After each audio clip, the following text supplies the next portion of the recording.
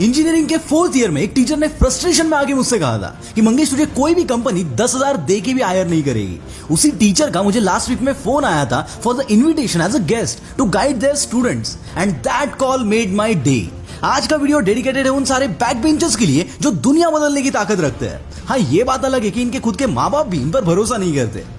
अगर आपके भी आपके बैक बेंचर दोस्तों के साथ कोई किस्से हैं तो कमेंट में जरूर बताना। मैं उन किस्सों के ऊपर एक डेडिकेटेड वीडियो बनाऊंगा जिसमें आपके नाम भी मैं मेंशन करूंगा और ये वीडियो हर उस बैक बेंचर तक पहुंचना चाहिए जिनकी वजह से आपका कॉलेज लाइफ ढासू था। यार वो भी क्या दिन थे, हॉस्टल में रहने वालों के गमले में खुद के बगीचे होते थे। You know what I mean, बिखरे हुए बाल, बिंदास एटीट्यूड, एग्जाम का घंटा कोई टेंशन नहीं, ऐसे कुछ रहते थे हम बैक बेंचर्स। बाकियों की हर सब्जेक्ट की अलग कॉपी होती थी और हमारे एक कॉपी में ही सारे सब्जेक्ट समाते थे। टीचर का डांटना, इज्जत निकालना, ये सब तो हमारे लिए एकदम नॉर्मल था। मार्क्स के मामले में हमने कभी भी लालच नहीं किया, सिर्फ पास हो जाए इतनी ही ख्वाहिश होती थी। लास्ट बेंच मतलब हमारा किचन और बेडरूम दोनों था, जहां हम खाते भी थे और सोते भी थे। साल में 2 बार घर वालों से बेइज्जती और अगर किस्मत ज्यादा ही खराब रही तो पिटाई पक्की थी। पर एक वक्त के बाद इसकी भी आदत हो गई थी। एग्जाम्स की तो पढ़ाई रेफरेंस बुक से शुरू होती थी और जेरोक्स पे आके खत्म होती थी और एग्जाम्स में जब कुछ नहीं आता था तो साला हम खुद ही ऑथर बन जाते थे। पेरेंट्स की साइन तो उनसे भी अच्छी करते थे।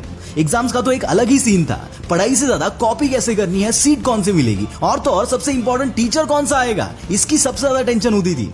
सबमिशन का जुगाड़ तो अलग ही था, फाइल किसी और की और नाम किसी और का होता था।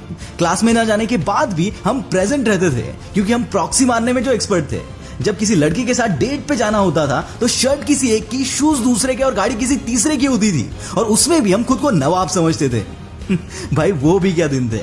क्लास के माफिया हम लोग ही थे क्योंकि हमारा ग्रुप नहीं था, हमारी गैंग थी जिनसे हर एक स्कॉलर की फटती थी और इसका बदला वो लोग फाइनल के सबमिशंस में लेते थे। उस वक्त टीचर से लेके पेरेंट्स तक हर कोई बोलता था कि बॉस इनका कोई फ्यूचर नहीं है। पर आज जब मैं पीछे मुड़कर देखता हूँ तो उन्हीं बैक बेंचर्स में से 80% लोग या तो बिजनेस में है, कुछ पॉलिटिक्स में है और कुछ खुद का स्टार्टअप चला रहे हैं। And almost everybody is doing good and that is because of their side hustle apart from the study.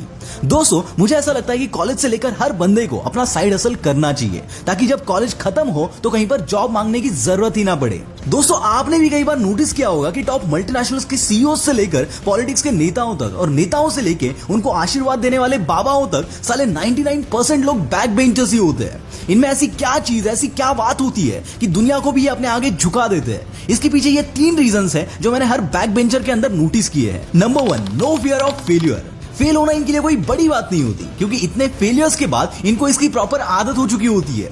इसलिए जहां आम लोग कोई भी काम करने से पहले डरते हैं कि कहीं मैं फेल ना हो जाऊं और कई बार तो उस डर से उस काम को करते ही नहीं है, पर बैक बेंचर्स यहां इतने टफ हो चुके होते हैं कि फेल होने से उनको घंटा फर्क नहीं पड़ता। यहाँ आपको मेरी खुद की एक कहानी बताता हूँ। मैं जब स्कूल में था तो I was very good student, मतलब बैक बेंचर ही था पर पढ़ाई में अच्छा था, कभी फेल नहीं हुआ था। 11th-12th में मार्क्स 80 से 60 पे आ गए और जब इंजीनियरिंग में आया तो पहली बार एक सब्जेक्ट में फेल हो गया। बहुत दुख हुआ, पर उसके बाद ऑलमोस्ट हर सेमेस्टर में 2 से 3 सब्जेक्ट में फेल होने लगा और इसकी वजह से पहले जो फेल होने के बाद दर्द होता था वो भी खत्म हो गया। घर वालों की इतनी डांट खाई थी कि अब कुछ फर्क ही नहीं पड़ता था और इसीलिए मैं जो मुझे अच्छा लगता था वही करता था क्योंकि गालियां तो ऐसे भी मिलती थी और वैसे भी मिलती थी। और इस चक्कर में मैंने सेकंड हैंड कार्स बेची, उसके बाद फ्लावर्स डिस्ट्रीब्यूशन में आ गया, दोनों फेल हो गया तो कंसल्टेंसी स्टार्ट की, उसके बाद फार्मर्स के लिए यूट्यूब जैसा एक प्लेटफॉर्म बनाया पर उसमें भी फेल हो गया। एक व्हाट्सएप ब्रॉडकास्ट सर्विस स्टार्ट की थी, वो भी नहीं चली और यहाँ तक आते आते फेलियर से एकदम तगड़ा रिश्ता बन चुका था। इसकी वजह से उसके बाद जो भी किया फेल होने का कभी डर ही नहीं लगा और शायद इसी लेगेसी की वजह से आज कोई भी नई चीज करने से फटती नहीं है। नंबर 2, लोग क्या कहेंगे डोंट केयर। मस्ती करने वाले बच्चे मतलब इनका कोई फ्यूचर नहीं है, ऐसा मुझे कई बार सुनना पड़ा है। बैक बेंचर्स के बारे में कभी कोई अच्छी बात करता ही नहीं है।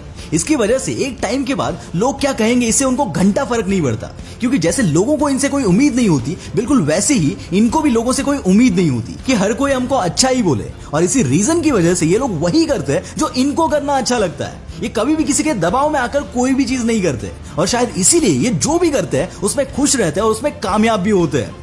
Number 3, they can survive in any situation.